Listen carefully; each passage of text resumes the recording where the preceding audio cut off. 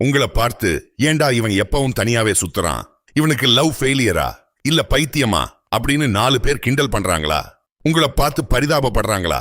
மக்களே உஷார், அந்த 4 பேரையும் நினைச்சு நீங்க சிரிக்கணும். ஏன்னா தனியா இருக்கிறது ஒரு நோய் கிடையாது, அது ஒரு சாபம் கிடையாது, அது ஒரு ரகசிய ஆயுதம். இது உங்களுக்கு மட்டும் தெரிஞ்சா போதும். நீங்க சாதாரண ஆள் இல்ல, நீங்க ஒரு ஜீனியஸ். சைக்காலஜி என்ன சொல்லுது தெரியுமா? கூட்டத்தோட ஆடாமாடா சுத்தாம தனியா கெத்தா இருக்கிறவங்க தான் மனசெலவுல பயங்கர ஸ்ட்ராங்கா இருப்பாங்களாம். இவங்கள காக்னிட்டிவ் எலிட்ஸ் அப்படின்னு சொல்றாங்க, அதாவது மூளைக்காரங்க. தனியா இருக்கிறது பலவீனம்னு சமூகம் உங்க மண்டையில ஏத்தி வச்சிருக்கு. அது பொய், அது ஒரு சூப்பர் பவர். இது தி சாலிட்டட் பாரடாக்ஸ் அப்படின்னு சொல்லுவாங்க. ஒருவேளை நீங்களும் இந்த மாதிரி தனிமையை விரும்பினா உங்களுக்கே தெரியாம நீங்க ஒரு மாஸ்டர் மைண்ட் வாழ்க்கையை வாழ்ந்துட்டே இருக்கீங்க. சாதாரண ஜனங்க மண்டைய போட்டு பீத்து கொள்ளும் 8 பெரிய விஷயங்களை நீங்க ஈஸியா டீல் பண்றீங்க. அது என்னன்னு தெரிஞ்சுக்கிட்டா நீங்க தான் ராஜா. முதல் விஷயம், மத்தவங்க என்ன நினைப்பாங்க என்கிற நோய் உங்களுக்கு வராது. நம்ம ஊர்ல ஃபேமஸான டயலாக் என்ன? 4 பேரு 4 விதமா பேசுவாங்க. இந்த பயத்திலேயே பாதி பேர் வாழ்க்கையை நாசமாக்கிக்குவாங்க. இதுக்கு பேரு ஸ்பாட்லைட் எஃபெக்ட். அதாவது ஊருக்கெல்லாம் நீங்க தான் முக்கியம்னு நினைச்சிட்டு பயப்படுறது. ஆனா தனியா இருக்கிற சிங்கம் நீங்க. உங்க மண்டையில ஒரு ஸ்பாம் ஃபில்டர் இருக்கு. எவனாவது ஏதாவது சொன்னா அது குப்பைன்னு உங்களுக்கு தெரியும். அதை வீட்டுக்குள்ள விட மாட்டீங்க. யாரை இம்ப்ரெஸ் பண்ண போறீங்க? சோறு போடாத ஊருக்கா பயப்படுறீங்க? நீங்க உங்களுக்காக வாழ்றீங்க, ஊருக்காக இல்லை. இது உங்க கெத்து.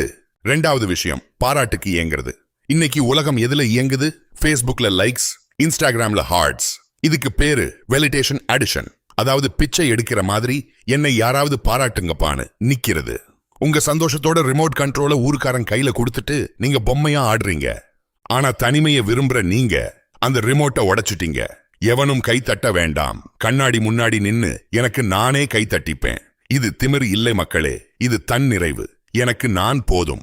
3வது, முடியாதுன்னு சொல்ற தைரியம். பிடிக்காத கல்யாணம், பிடிக்காத பார்ட்டி, ஃப்ரெண்ட்ஸ் கூப்பிடுறாங்கன்னு போய் அங்க ஏண்டா வந்தோம்னு முழிச்சுட்டு இருப்பானுங்க நம்ம பசங்க. இது ஒரு பொறி. ஆனா தனிமை விரும்பிகளுக்கு அவங்க நேரம் தான் வைரம். பிடிக்கலையா? மூஞ்சில அடிச்ச மாதிரி இல்ல வரல, எனக்கு வேற வேலை இருக்குன்னு சொல்லுவீங்க.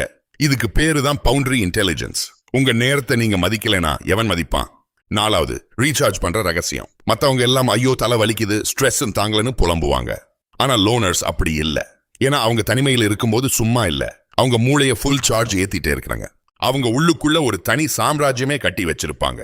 தன்னைத்தானே சோதிச்சு பார்க்கிறதுக்கு அவங்களுக்கு நேரம் இருக்கு. நீங்க கடைசியா எப்போ உங்க மனசு கூட நிம்மதியா பேசுனீங்க? யோசிச்சு பாருங்க.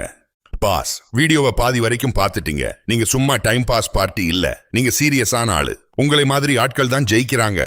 5வது, அப்பட்டமான உண்மை. கூட்டத்தில் இருந்தா கெத்து காட்ட கொஞ்சம் பொய் சொல்லுவோம், பில்டப் கொடுப்போம். இதுக்கு பேரு சோஷியல் டிசைரபிலிட்டி பயஸ். அதாவது ஊரு நம்மள மெச்சணும்னு நடிக்கிறது. ஆனா தனியா இருக்கிறவன் யாருக்காக நடிக்கணும்?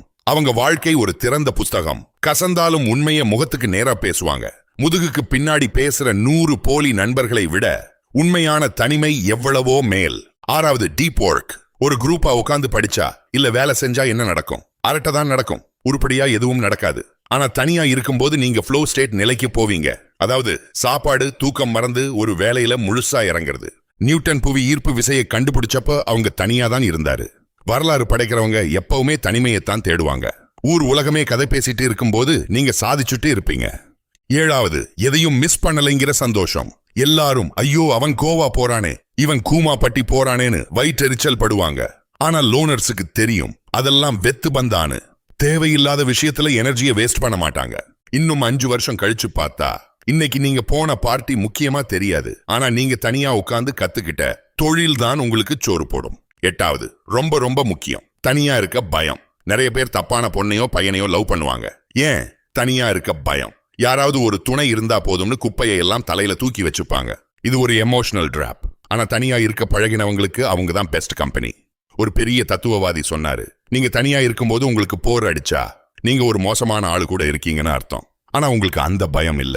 நீங்க ஆசைப்பட்டு ரிலேஷன்ஷிப்ல போவீங்க, ஆனா அவசியத்துல போக மாட்டீங்க. உங்க சந்தோஷம் உங்க பாக்கெட்ல. கடைசியா ஒன்னு சொல்றேன், கேட்டுக்கோங்க. இப்ப சொல்லுங்க, நீங்க தனியா இருக்கீங்களா இல்ல தனிமையை ரசிக்கிறீங்களா?